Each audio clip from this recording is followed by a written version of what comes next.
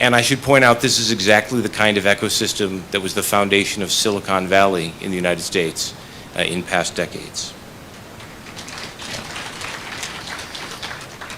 And now to a topic that's dear to my heart because I have a young daughter who is an aspiring engineer.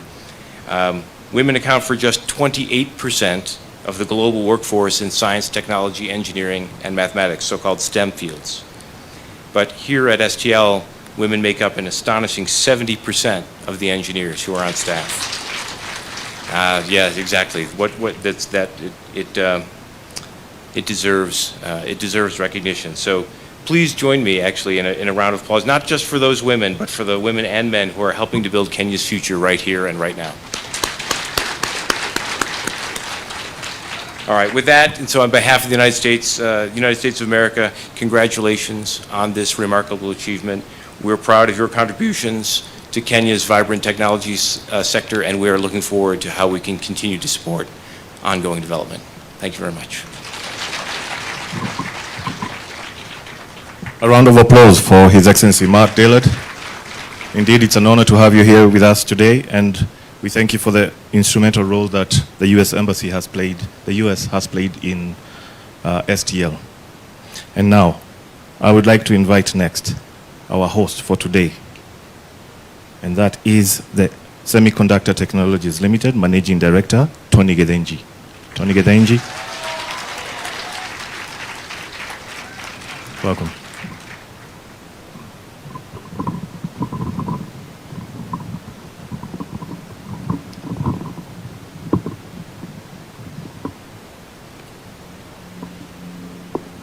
Our chief guest, His Excellency, the Deputy President of the Republic of Kenya, Rigathi Gachagua,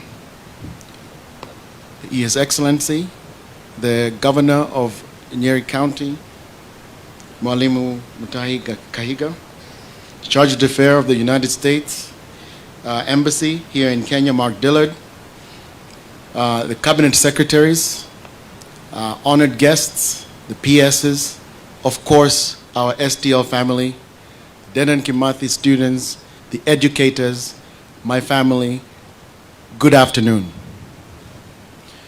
Today we are very honored to have His Excellency here with us. In so many parts, because time to make our young engineers feel important.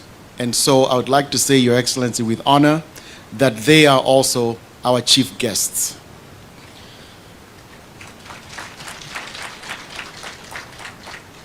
A little bit about STL.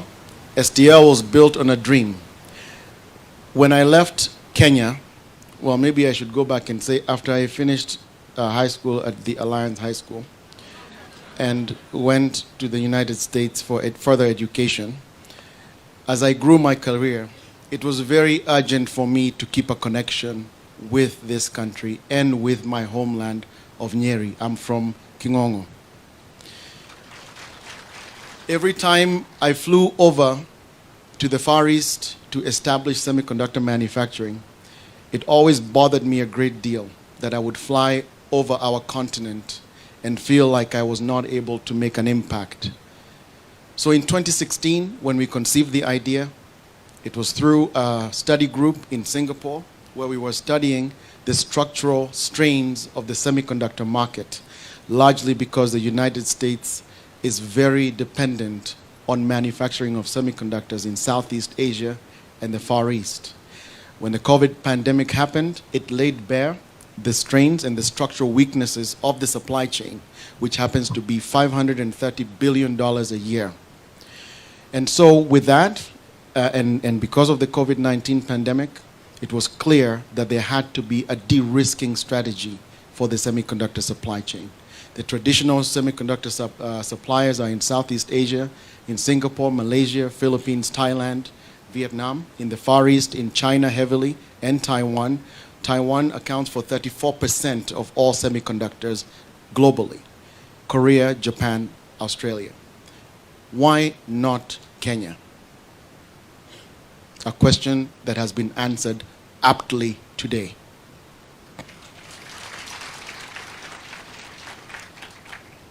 if you were to go to a US company like IBM or Global Foundries of NXP Semiconductor, a few check boxes have to be made. For them to come and invest in Kenya, number one, there has to be human capital. I believe you saw the human capital. Number two, we have to have a government that is willing and able to support us, evident by His Excellency being here. We must have an academic system that churns out high-quality engineers. Thank you, Professor Kioni. You must have a progressive development agenda around manufacturing and industrialization, the manifesto of the Kenya Kwanza. You must have able technical officers. The CS education is here, the PS is here. Our governor is here who has enabled a lot of the infrastructure that we enjoy here at STL. Lastly, you don't have to wait to be profitable to give. You must have a CSR strategy. And in the interest of time, I will ask Marlene to come in very briefly, sir, just to tell you two things about what we're doing in our CSR strategy before I close, in the interest of time, Your Excellency. Thank you so much, our Managing Director.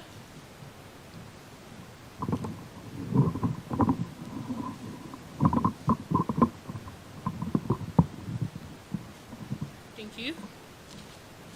His Excellency, our Chief Guest, the Deputy President, Riggy Gachagua, Nyeri County Governor, His Excellency, Mwalimu Mutahi Kahiga, Charge d'Affaires, U.S. Embassy, His Excellency, Mark Durald, the Vice Chancellor, Dedan Kimathi, Prof. Kioni, CSICT, Honorable Eliud Owalo, the CS Education, Honorable Ezekiel Machogu, all Principal Secretaries present, Member of Parliament, Honorable Duncan Minor, our Managing Director, Tony Gidinji, our partners, distinguished guests, friends of STL, and STL fraternity. Ladies and gentlemen, my name is Marlene Wanjiro. I'm the manager, Executive Office, Semiconductor Technologies. Helena Wangoi and Imelda Tapologo Foundation, we make the vulnerable invulnerable through technology. One of our initiatives is women empowerment. As you have heard, 70% of the staff at Semiconductor Technologies are women. So we empower the girl child. The foundation is a foundation under semiconductor technology, and we built a fully equipped computer lab at Kamuraini Primary School located in Kieni constituency. This enables the children to experience technology at an early age. We foster education. We sponsor young girls to undertake STEM programs, and later they come to work at STL. Recently, we've partnered with other stakeholders, and we will be sponsoring any student from Kamuraini Primary School after they are done with the KCPE. While this course 380 marks, we're going to take them through high school. After that, we will take them through university, where they will undertake STEM programs. We also donated 120 modern desks at Kamuraini Primary School. This continues. We look to partner with other stakeholders and continue donating modern desks that will encourage the young children to go to school and further their education. We also support the communities, whereby we feed the community. We are currently having a clothes drive where we will donate clothes. We also have mentorship sessions where we had the Kamuraini Class 8 students, just before they start for their KCPE, they came to the facility and we had a whole day of showing them what afterlife looks like. This gives them the opportunity and the desire to become engineers in future. We urge you all to join us in our foundation. Thank you. In closing, Your Excellency, where do we go from here? Number one, we solidify our partners, the United States government, Kenya government, county government. The CS is all technical, hands on deck. We solidify those partnerships because you cannot do this by yourself. Secondly, we scale. We have seen the seeds of high technology built right in front of our eyes. Now it's time for those seeds to germinate It's time for us to cross-pollinate and create institutions just like the one you saw in all the technical universities in Kenya. This scalability will allow for us to move R&D into fabrication, into manufacturing, and address large vertical industries including agriculture, microelectronics, sensors, IoT, all these devices that run our daily lives. In closing, Your Excellency, our request, our Marshall Plan, just like Europe was rebuilt after the war, we want to take advantage of what Kenya has to offer in your administration. We would like to ask for your support, not necessarily monetarily, but by way of infrastructure, by way of policy, by way of supporting small and medium-sized enterprises, as is in your manifesto. We look forward to partnering with you at every level, governor at every level, all technical people, hands on deck. That is the Semiconductor Technologies Marshall Plan. We expect this to be the Silicon Abadeas. Thank you. Wow, a big hand of applause to the managing director. There was a video to be played. So, Semiconductor manufacturing system designed and built in Kenya, Alborana. Alborana is an advanced thin-film silicon wafer sputtering system. It employs advanced recipe execution algorithms and machine learning technology. It is a highly versatile and extensive platform capable of layering multiple materials in the same pristine processing environment. Alborana has been built away from the traditional areas of manufacturing. One of the challenges that we faced while building this machine is that we didn't have all the components and materials that we required. To overcome these challenges, we had to do a lot of modifications. These modifications actually served the intended purposes at the end. Other than that, we gained experience in semiconductor machine building.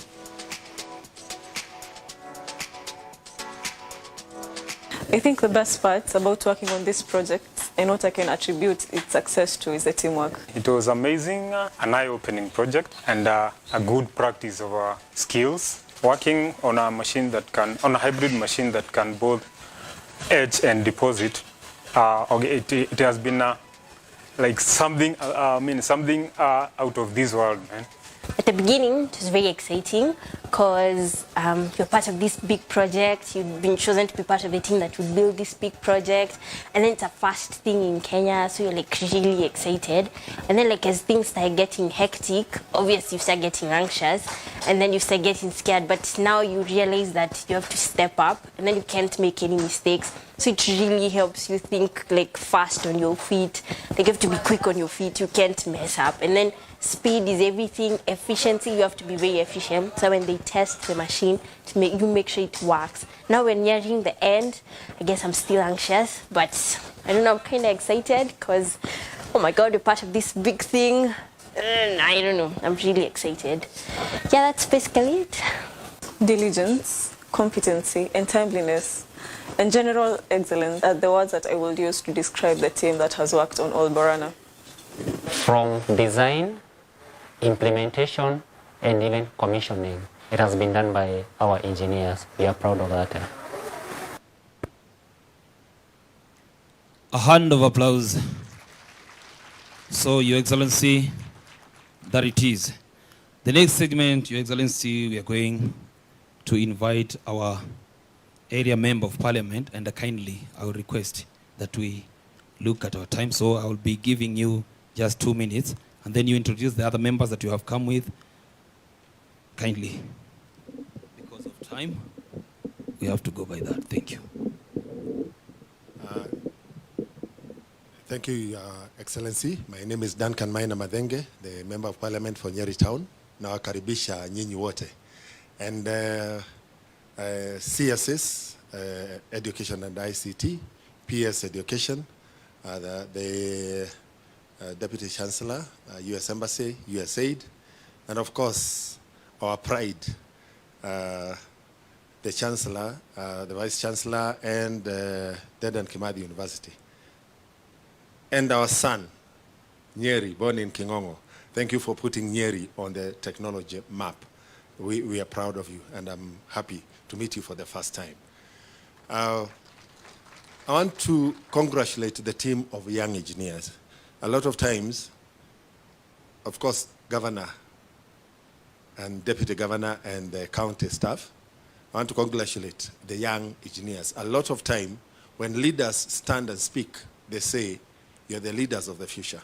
But today, I met the future of Kenya right here in your work. Together with us, we have members of parliament. Kindly, let me start with the member of parliament for Kieni, who is basically a few, Kieni starts maybe 100 kilometers from here. 100 meters, yes, 100 meters from here. A member of parliament, Wainaina of Kieni. We have got the member of parliament for Mokoreine, Mheshimiwa Kagushia.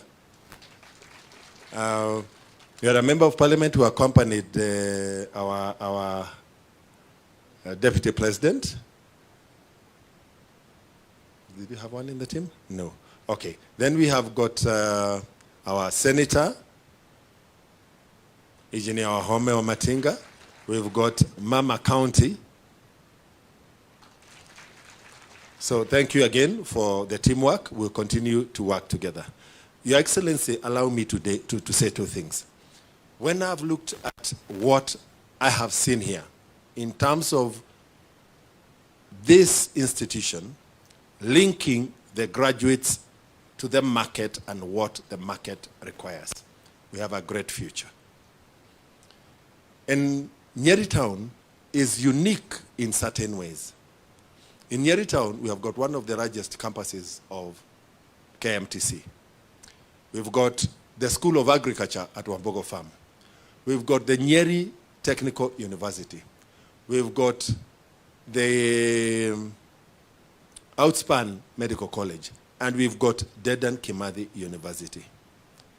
It therefore means that the potential of the education sector to drive the economy of Nyeri is very huge. However, we are worried by one thing, that if the dual carriageway takes a turn from Marwa towards Kiganjo, all this potential could be heavily jeopardized. If we can extend that dual carriageway into Wabogo Farm School of Agriculture, Nyeri National University, Dedan Kimathi University, and the Cancer Center, and then Nyeri Airport, will have done the best service we can give to this county in terms of longevity, in terms of continuity, and in terms of the future. So I will beg that we come and engage you and Kenha on that matter. The second element, and the last one, is the value addition of the minerals in our country. And Tony, I couldn't help think about base titanium in Kwale and Taita Taveta, and the potential that you know of titanium in medical implants and the equipment you're making here. And you can see where we can go. The potential is humongous. And Professor Kioni, I think it's time. For a long time, you've had the dream of the Faculty of Medicine in Kimathi.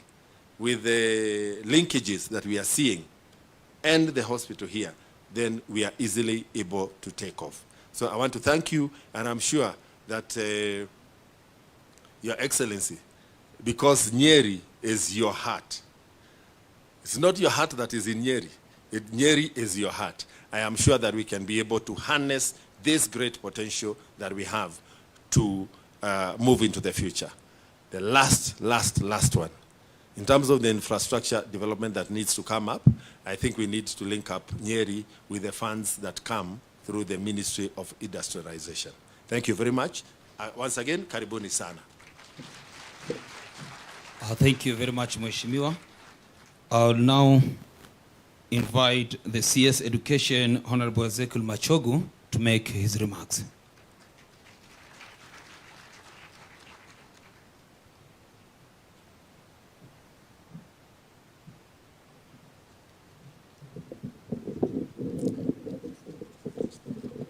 Thank you, Your Excellency, the Deputy President of the Republic of Kenya, Your Excellency the Governor, Judge, the Affairs, U.S. Embassy, Your Excellency Mark, the PS Higher Education, who is here with us, Dr. Petrus, members of Parliament who are here, my friend the Vice Chancellor of Dedan Kimathi University, the Chair of Council, Jane Nyakango, the Regional Commissioner, and all government officers present.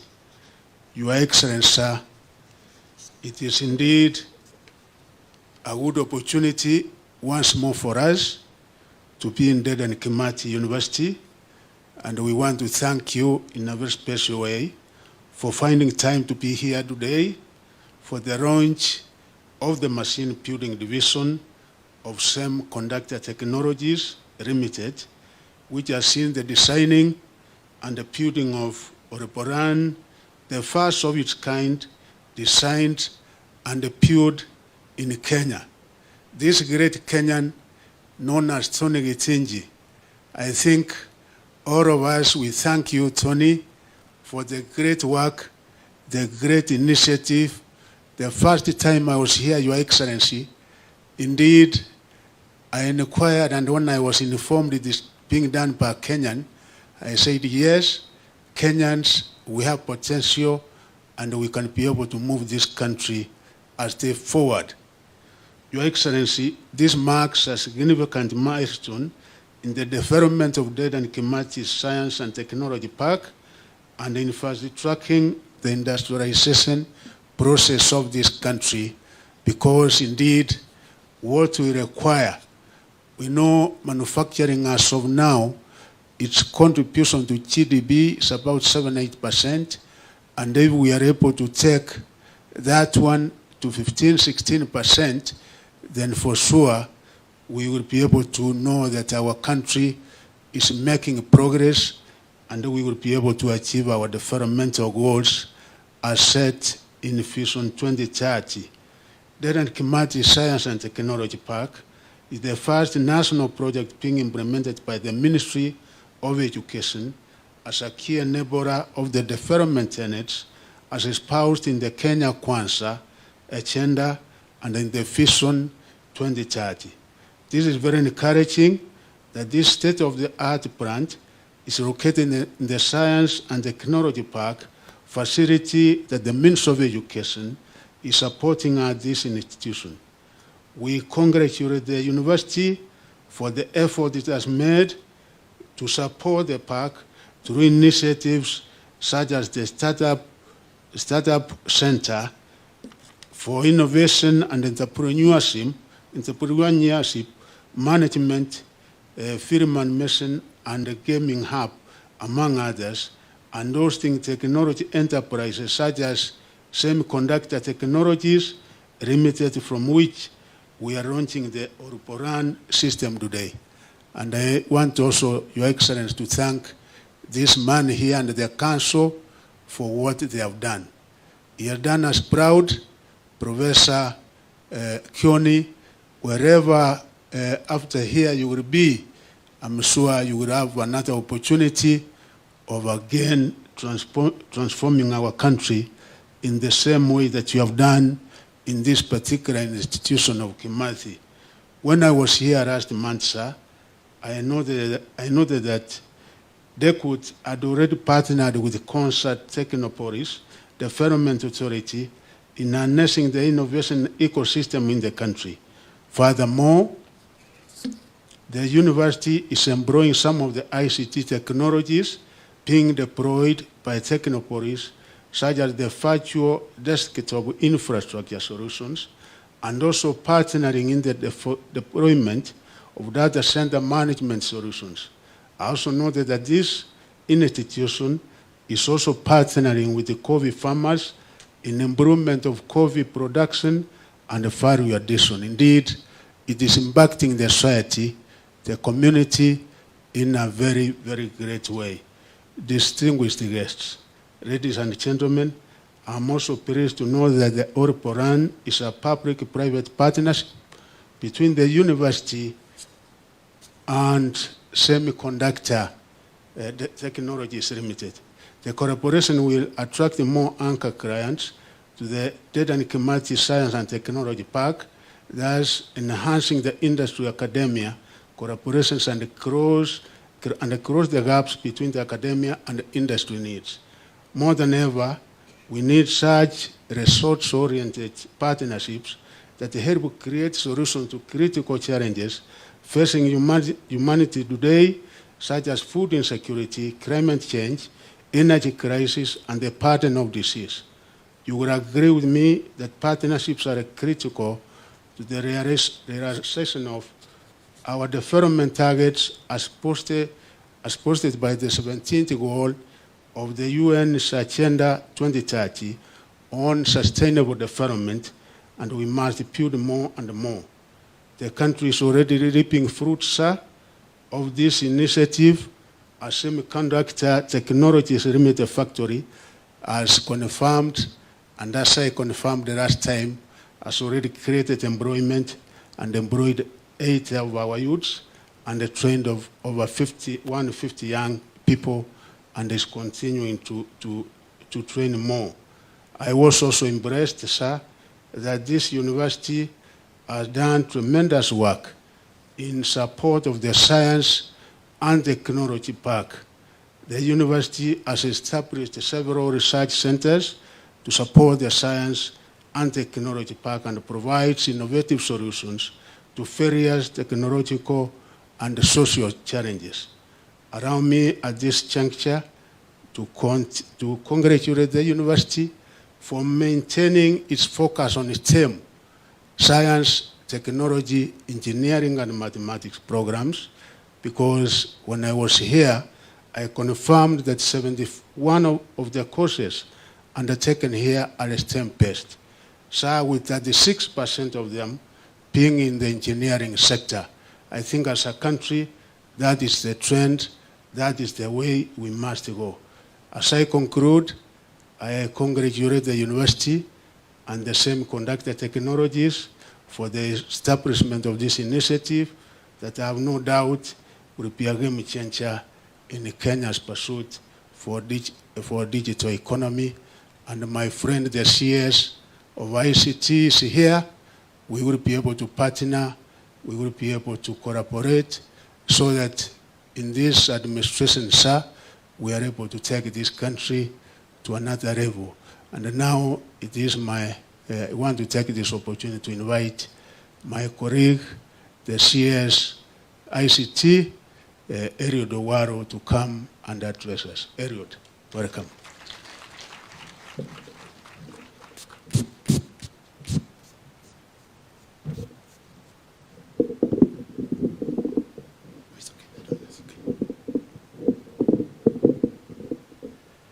Your Excellency, the Deputy President of the Republic of Kenya, Honorable Riggy Gachagua, His Excellency, the Governor of Nyeri County, Mwalimu Kahiga Mutai, the Charge d'Affaires of the U.S. Embassy, all members of Parliament present, the principal secretaries, distinguished guests, ladies and gentlemen, good afternoon. Your Excellency, in the Kenya Kwanza Development Agenda, both yourself and His Excellency the President deemed it appropriate that ICT is not just an enabler, but a critical success factor of our development proposition.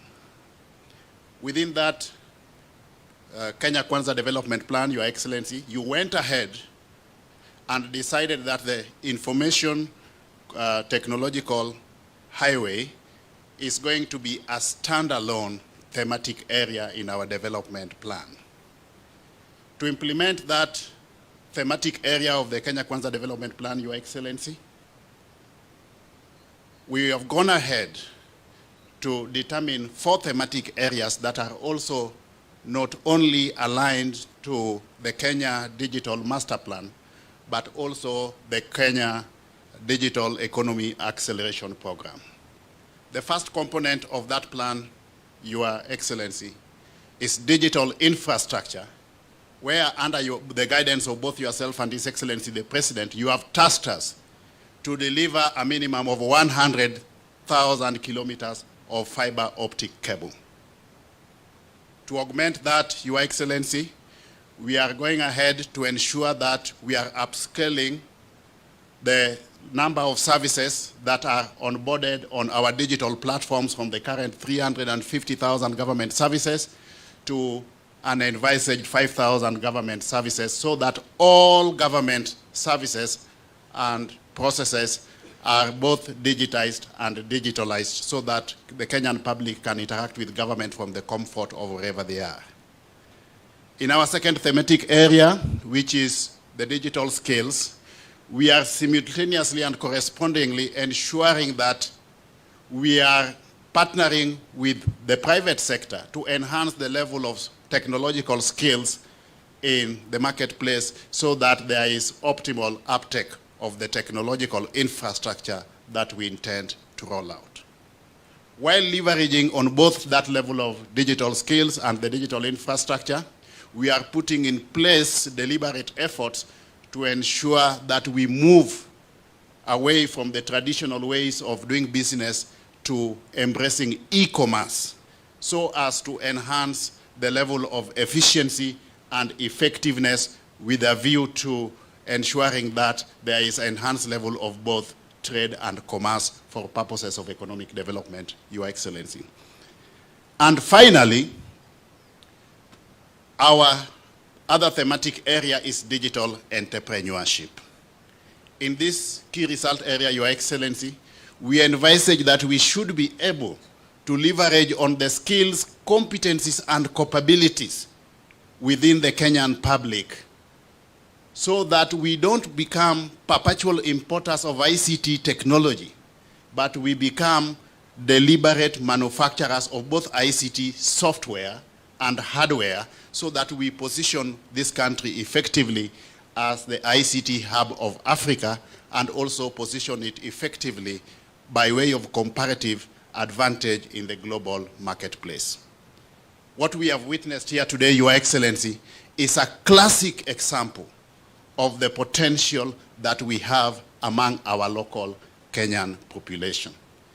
I'm very happy that by this very initiative of Semiconductors Limited, we have seen what as a country we are capable of doing using our own technical capacity to create jobs, to become entrepreneurs, and also to ensure that the potential that exists among our youth, our young boys and girls, is fully exploited, so that our youth don't become job seekers, but they can become entrepreneurs who can help us create jobs. This example we have witnessed here today gives us an opportunity and potential, Your Excellency, to create a minimum of about 2 to 3 million jobs within this country, digital jobs within this country, within the next 2 to 3 years. And that is the direction that we are going, Your Excellency.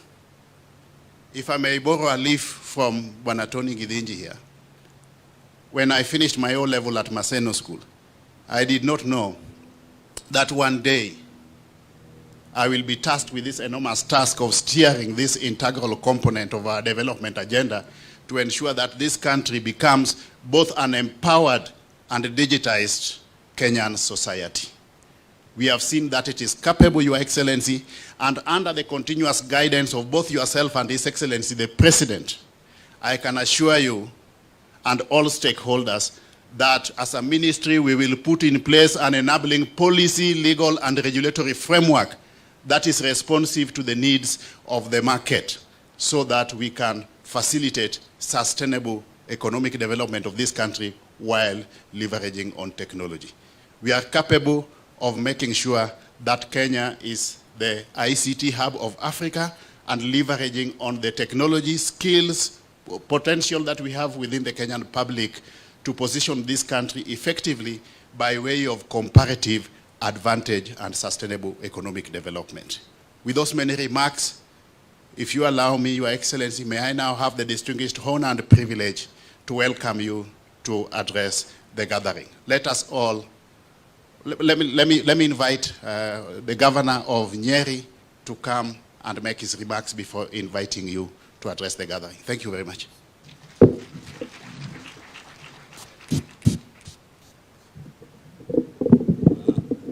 Thank you very much, Elliot. Unfortunately, I found you had taken all the long legs. That's why they have to bring me down. Your Excellency, the Deputy President, and a son of this county, all distinguished guests, ladies and gentlemen, may I take this opportunity, number one, to welcome you, sir, Your Excellency, back home. We love you. We are happy when you are here. And to all those who have come here for the very first time, Karibuni Nyeri. I want to take this opportunity to introduce the Deputy Governor of Nyeri, David Waroe Kenanire, and in the same breath, introduce the woman rep from Embu, Double N. Thank you, Mheshimiwa. Thank you very much. Your Excellency, my background is in teaching, so I may not have a lot to say on these elements, but what we are witnessing today is clearly the product of collaboration between institutions for the good of the people. We must appreciate that Tony Gidenji, we would have expected, knowing where you come from, you are either going to be a lawyer or a banker or a politician. You know what I mean. But you took the line of engineering, and you have gone beyond that to really actualize it here. Your Excellency, as I stand here, I can tell you that Nyeri County, within the town, we already have an American company that we have a medical call center in Nyeri called On Q, where they have employed about 100 young engineers right from Kimathi here, and they are handling business from the United States. Our biggest challenge, which I throw to Edward, to Elliot, is that their biggest problem, they've been to my office, is that they have too much downtime. And the Americans cannot stand that. We can struggle with mteja hapatikani, but them, they have a problem. You may need to look at that, because they tell me they have a capacity to increase the numbers employed. Currently, they are at 150. They are ready to go to about 500. We must also take this opportunity to thank our professor, the VC. Your Excellency, so much has been done here, and the grand plans that the VC has had, in collaboration even with the national government and ourselves. I remember we started, there was a company we were bringing here from the United States to come and do work on new technologies here, but we got held back because of bureaucracy. We pray that these things will change as you come. Now, standing here, Your Excellency, allow me to thank you and the President, because recently you honored me and the people of Nyeri with an award of the Elder of the second class Golden Heart. Really, we must appreciate, and we want to send a lot of thanks to the President through you from the people of Nyeri. It is long since we got them. Sometime, but we had almost forgotten that they come. And we will commit to work hard to ensure that the Kenya Kwanza Manifesto, which we are part of and on which ticket we were elected, will be able to soar. We thank you so very much. Tony Gidenji, the sky can only be the limit. I mean, you can't stop where you are. We must spread, and this must be the center. The company we were bringing here was meant to deal with the East and Central Africa. Yours must be the entire Africa as we produce. And I want to give a commitment as county government of Nyeri that for all, we fast track everything you need, building plans, approvals, even where you need us to waive. I know we have done, we have gone as far as waiving 5 million Kenya shillings to ensure that we are able to progress.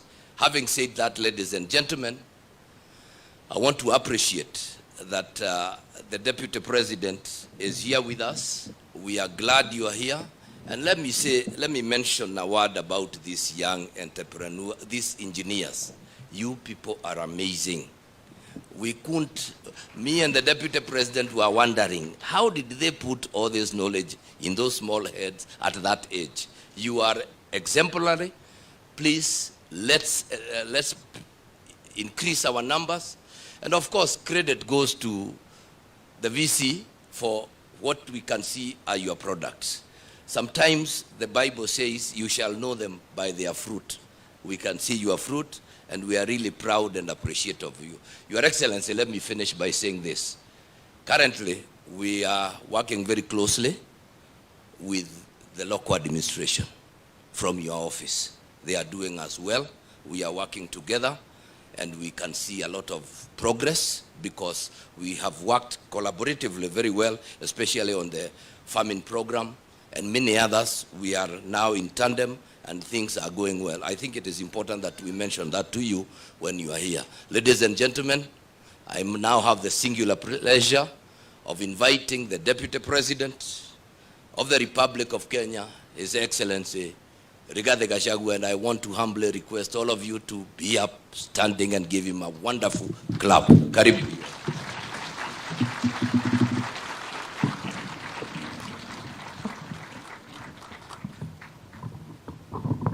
Thank you. Please be seated.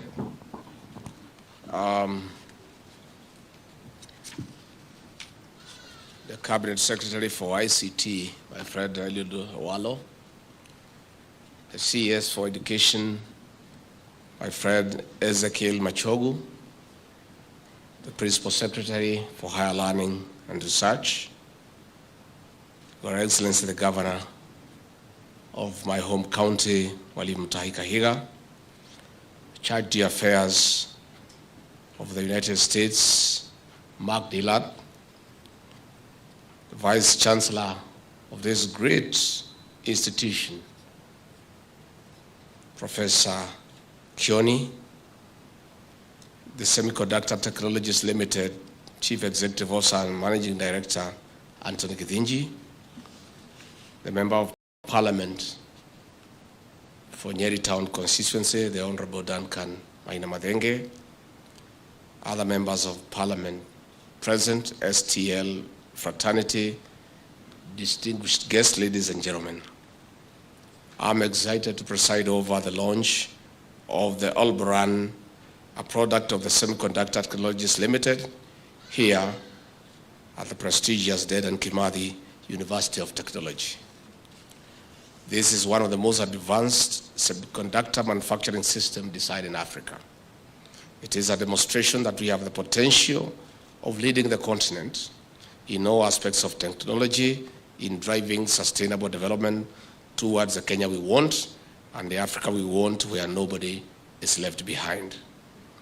I'm particularly delighted that this milestone is achieved in Nyeri, my motherland, where I was born and brought up. This means that the young people in this region have an added advantage in accessing better technical support if they align their digital startups to this innovation. Ladies and gentlemen, I allow the partnership between the Dedan Kimathi University of Technology and the STL in realizing this milestone.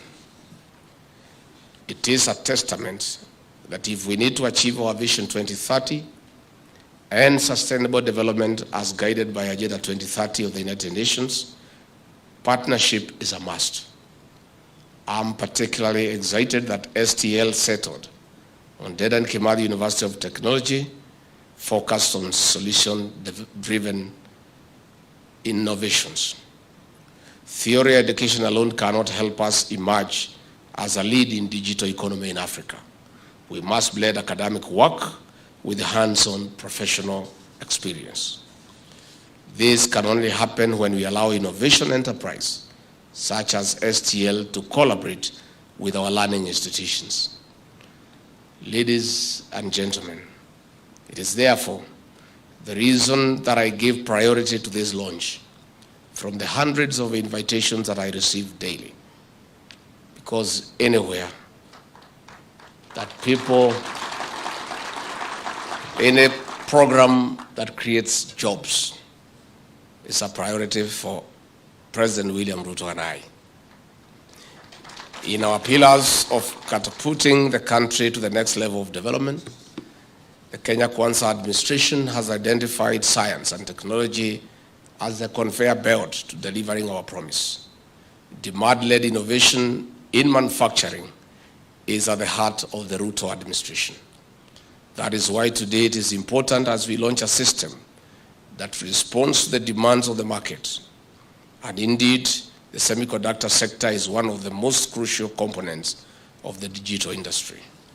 Almost every electronic device we have today is built on semiconductors, from smartphones, fridges, cars, laptops, among others, rely on chips.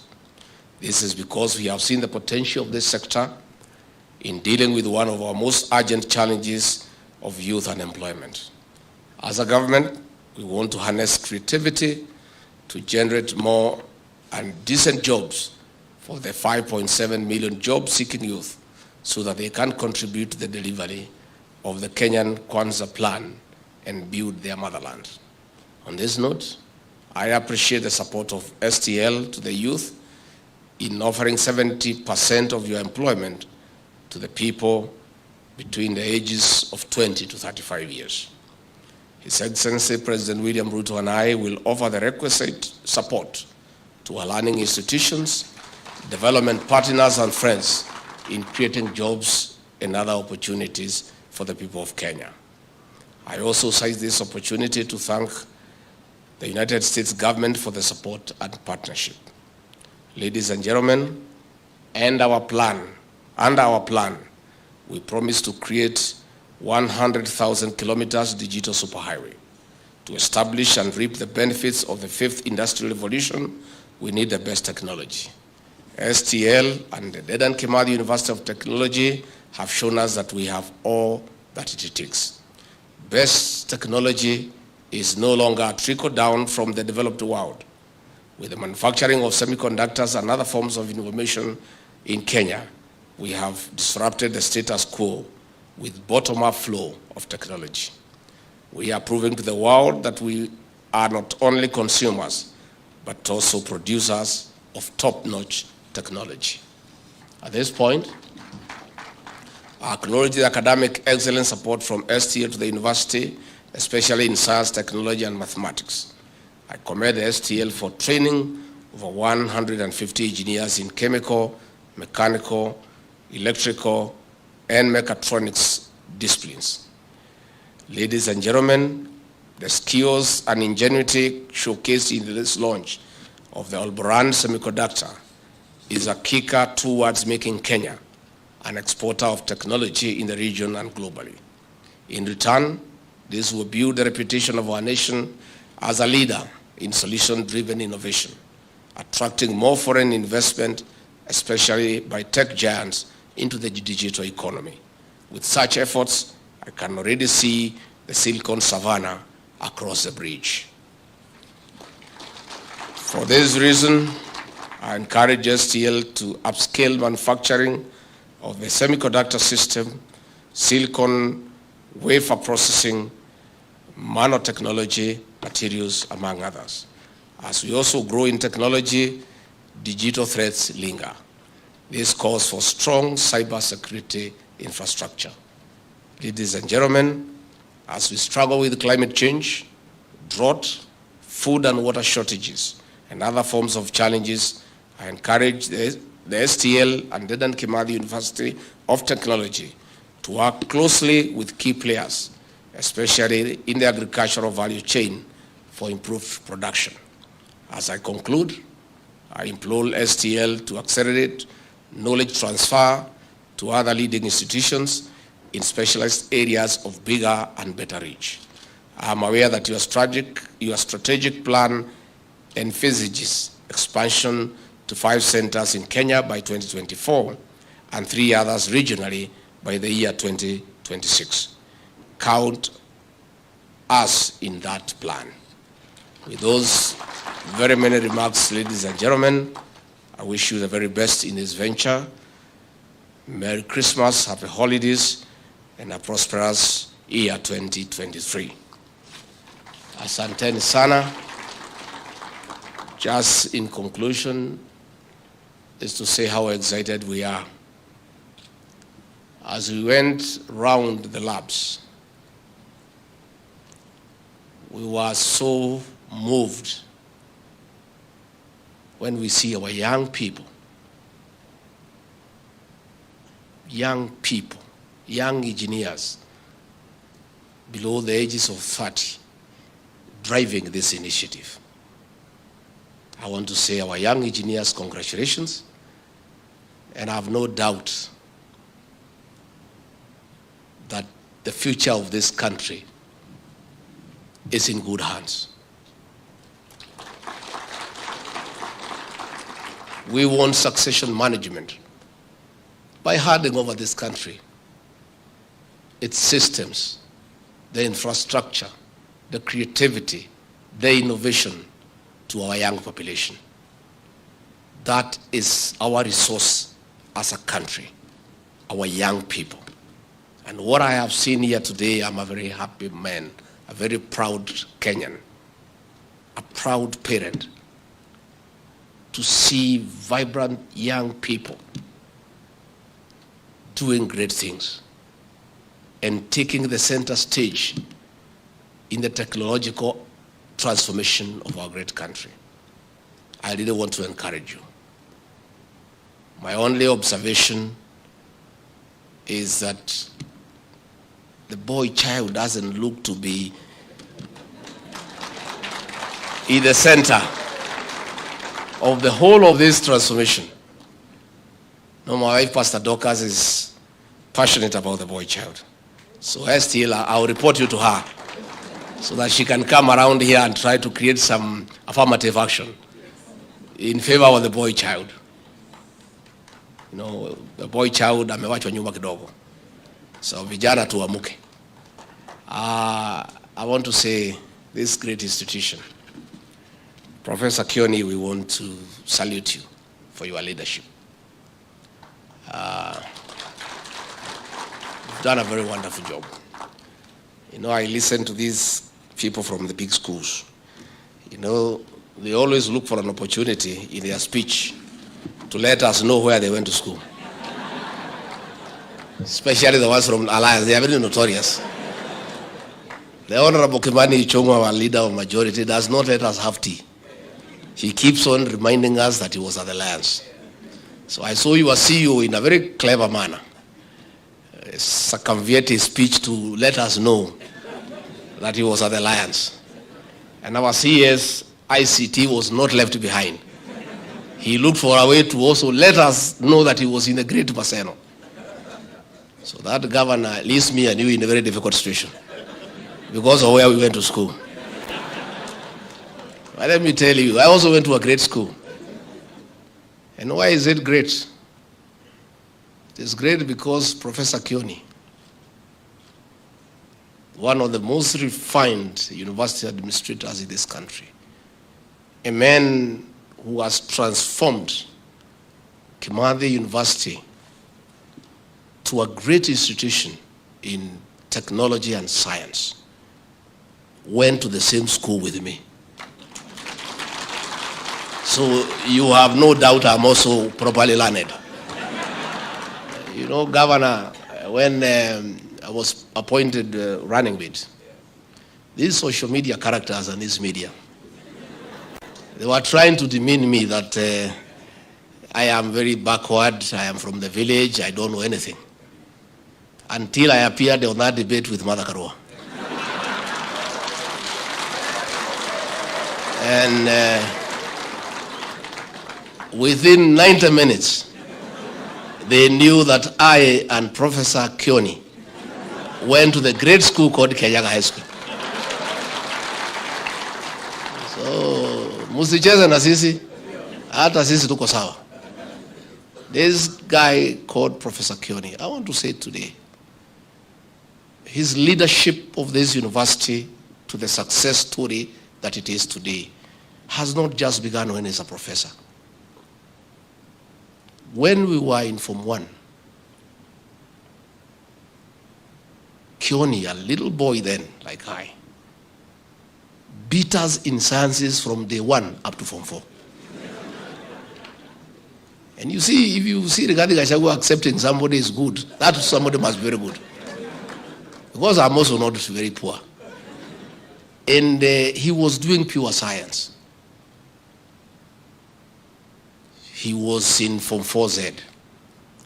And when we did our Form 4 exam, those days the grading was Division 1, 2, 3, up to 4. And Division 1 was from 6 points to 23. Professor Kioni had a distinction 1 in every subject, 9 of them, so he had 6 points. So he is not in this university by accident.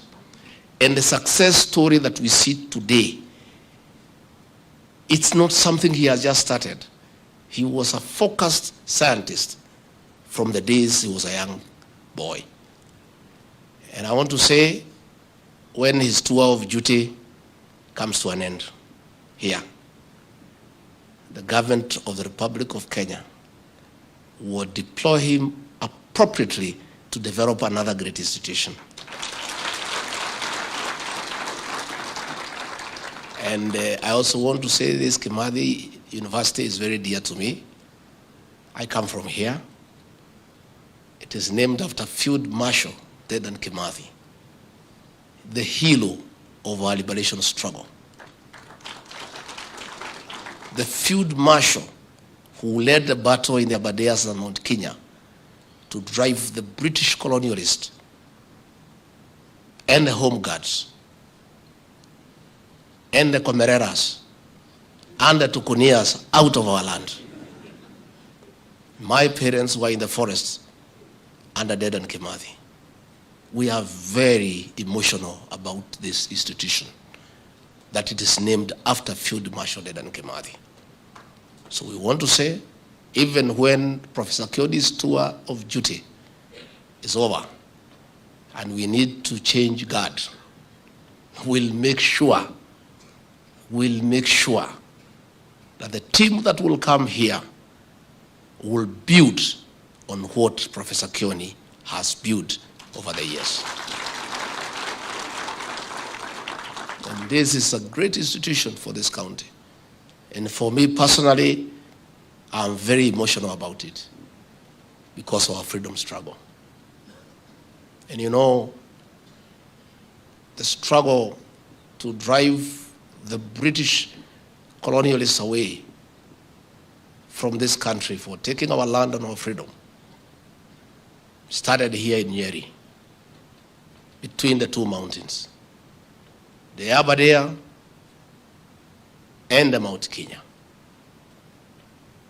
History has repeated itself.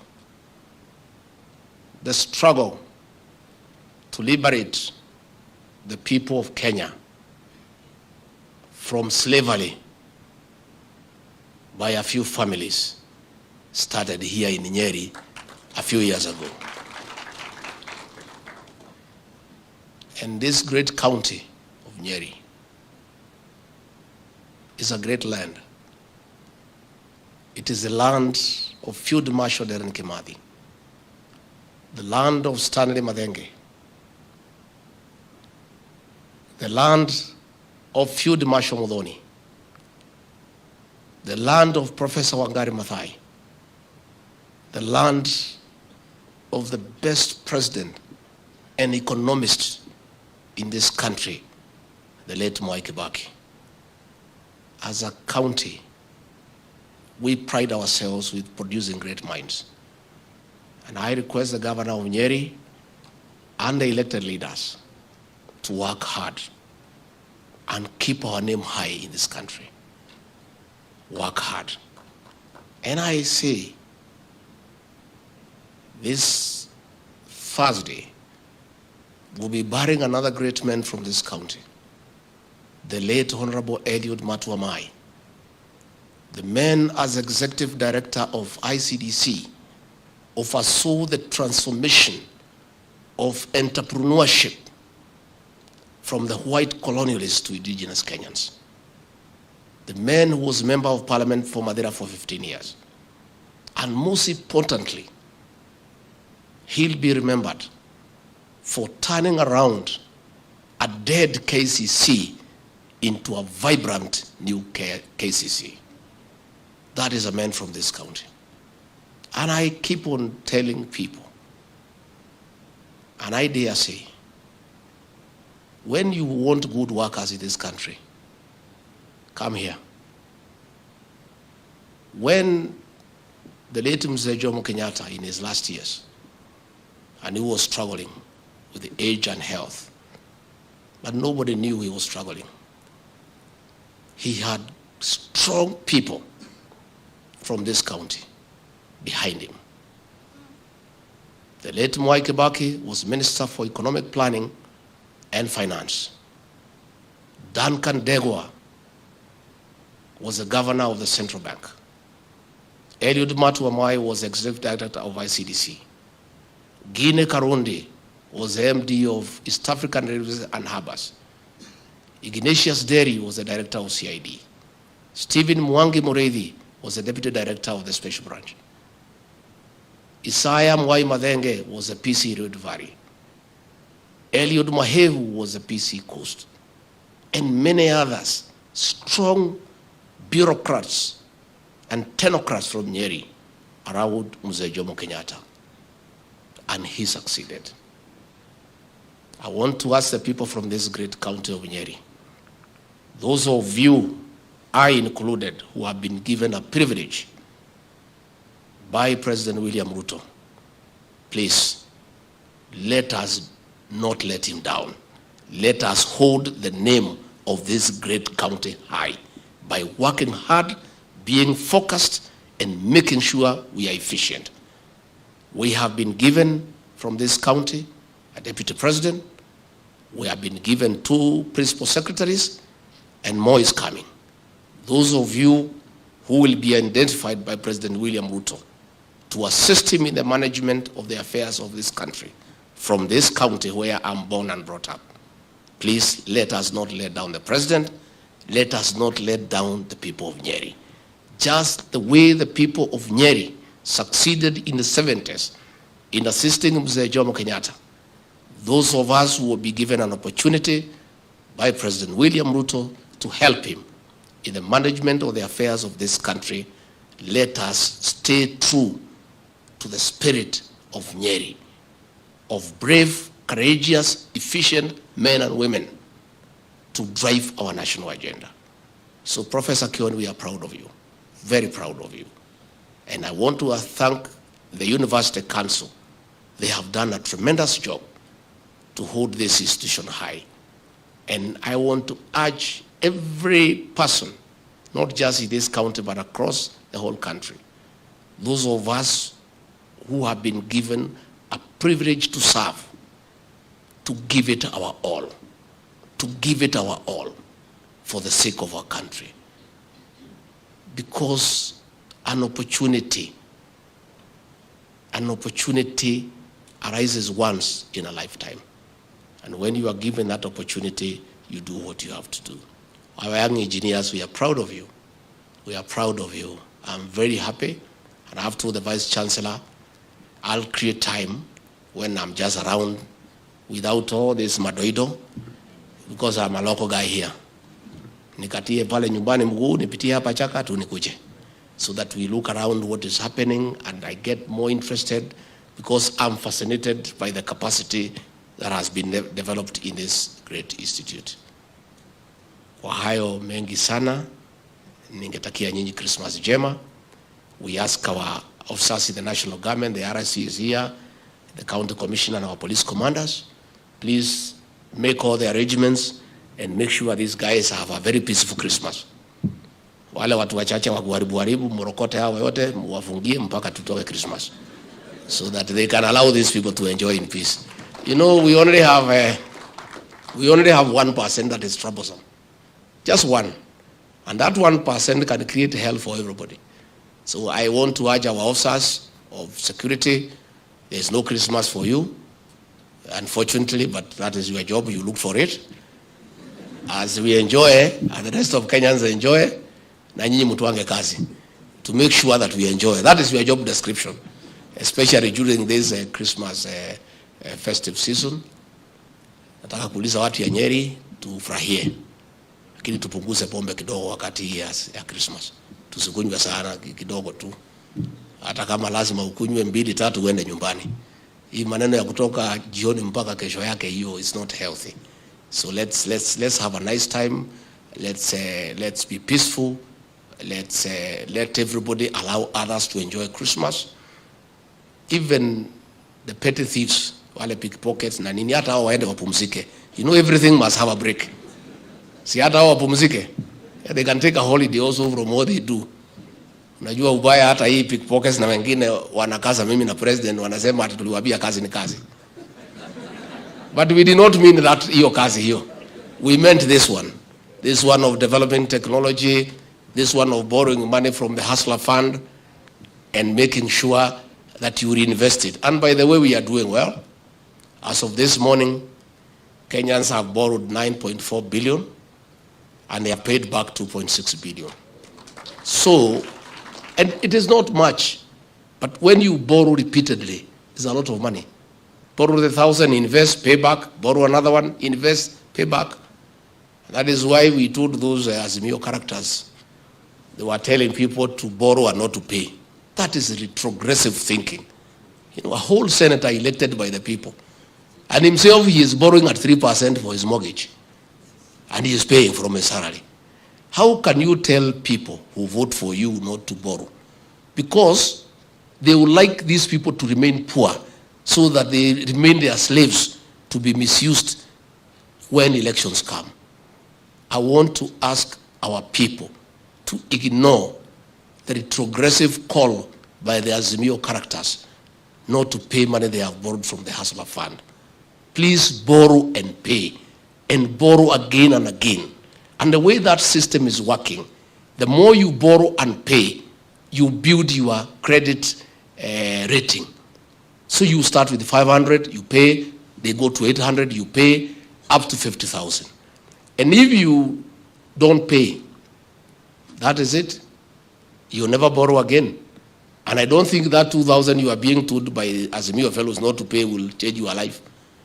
It will change your life by borrowing all the time. And we want our people to borrow up to 50,000. So please, let us utilize the Hustler Fund. It's a creative intervention in our business because the problem has been lack of affordable credit to people who have no collateral, those who have no title deeds, those who have no logbooks. That has been the problem. We now have a money you can borrow up to 50,000 without a logbook, without a title deed. And that is what has been lacking for this country. So as I'm in Nyeri here, my home county, I would like to ask the people of this great county to make full use of the Hustler Fund.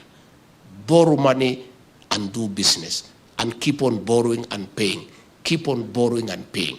And keep on building your stock. Keep on expanding your business. So that in another 2-3 years, you are 10 times where you were before that one.